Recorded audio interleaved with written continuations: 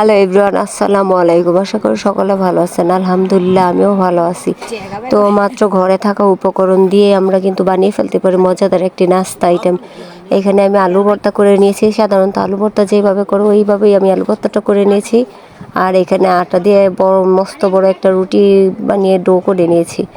আর আলু ভর্তাগুলো এর ভিতরে দিয়ে দিয়ে রোলের মতো একটা শেপ দিয়ে গরম তেলে ভেজে নিলে এই সহজেই কিন্তু তৈরি হয়ে গেল একটা মজাদার নাস্তার আইটেম।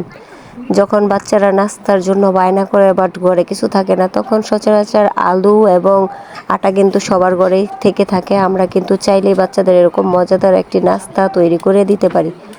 যদি কখনো না বানান তাহলে বুঝতেই পারবেন না এই নাস্তাটা যে খেতে কতটা স্পাইসি এবং ভালো লাগে। বাচ্চা থেকে শুরু করে ছোট বড় সকলেই কিন্তু এই নাস্তাটা খেতে পছন্দ করবে। অবশ্যই বাসায় একবার ট্রাই করে দেখবেন। আজকের মতো এ পর্যন্তই। সকলে ভালো থাকবেন আর অবশ্যই ভিডিওটি লাইক করে দিবেন যদি ভালো লেগে থাকে।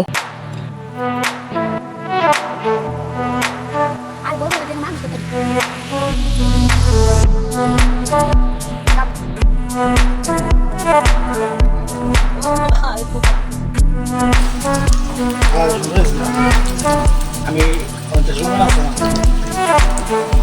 20 টাকা মতো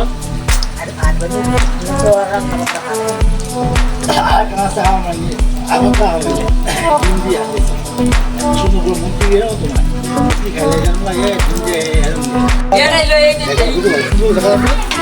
হ্যাঁ এটা সুন্দর না এর বেশি খরচ কেন বেশি লাগে তেল লাগে বেশি, এটা বেশি খরচ সস্তা লাগবে, সস্তা অবশ্যই লাগবে না লাগে নাহলে খাইতে পারতো না। আলোচনা কালারটা মানে বুঝতে হবে না আলু দিচ্ছে কি বলছে কেমন বুঝবো এবার দেখলে আজকে বুঝবো।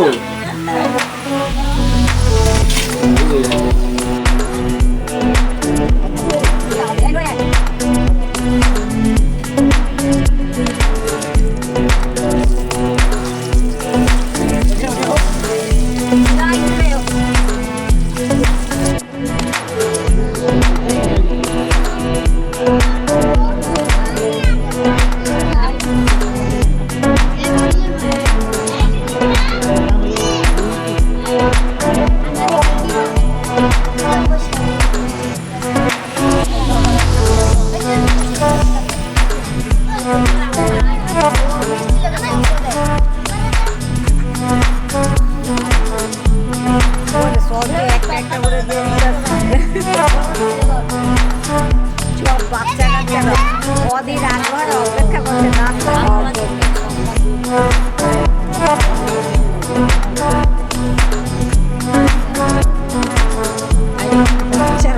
বাচ্চাদেরকে নেওয়াজ দেওয়া সবাই নেওয়াজ দেওয়া